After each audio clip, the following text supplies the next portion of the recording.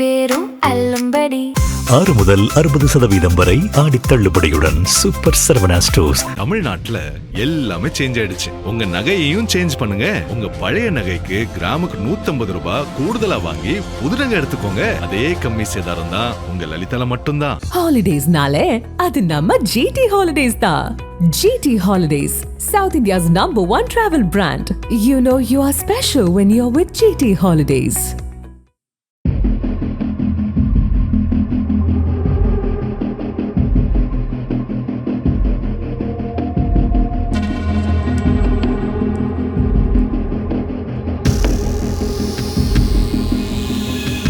தமிழ்நாட்டின் முதலமைச்சராக நடிகர் விஜய் பொறுப்பேற்ற பிறகு சட்ட ஒழுங்கு மற்றும் பெண்கள் பாதுகாப்பு குறித்து பெரும் கேள்வி எழுந்துள்ள நிலையில் அடுத்தடுத்து அதிரடி நடவடிக்கைகளை மேற்கொண்டு வருகிறார்.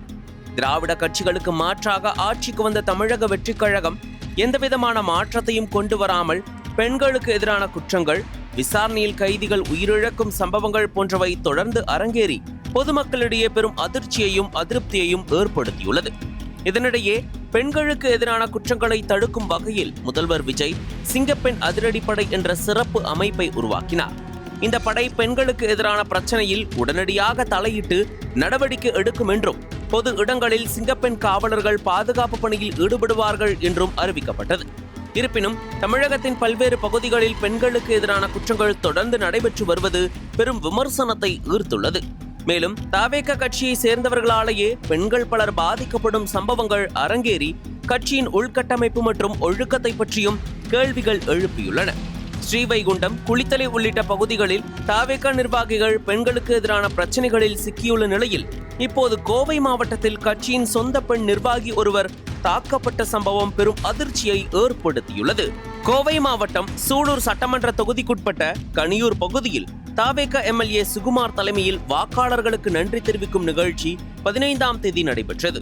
நிகழ்ச்சி முடிவில் கனியூர் ஊராட்சியின் தாவேக பகுதி செயலாளரும் கட்சி நிர்வாகியுமான வசந்தி MLA சுகுமாருக்கு மாலை அணிவிக்க சென்றபோது அதே கட்சியை சேர்ந்த சில நிர்வாகிகள் அவரை தடுத்து நிறுத்தினர். மாலை அணிவிக்க அனுமதி மறுக்கப்பட்டதால் ஏற்பட்ட வாக்குவாதம் முற்றியதில் வசந்தி தாக்கப்பட்டதுடன் அவரது ஆடைகள் கிழிக்கப்பட்டு அவதூறான வார்த்தைகளால் திட்டியதாகவும் குற்றம் சாட்டப்படுகிறது. வசந்தியின் ஆதரவாளர்கள் அவரை மீட்டு கோவை அரசு மருத்துவமனைக்கு அழைத்து சென்றனர். தாவேக பெண் நிர்வாகி சொந்த கட்சியினராலேயே அவமானப்படுத்தப்பட்டு அத்துமீறப்பட்டு மருத்துவமனையில் அனுமதிக்கப்பட்டிருக்கும் சம்பவம் கோவையில் அதிர்ச்சியை ஏற்படுத்தியிருக்கிறது.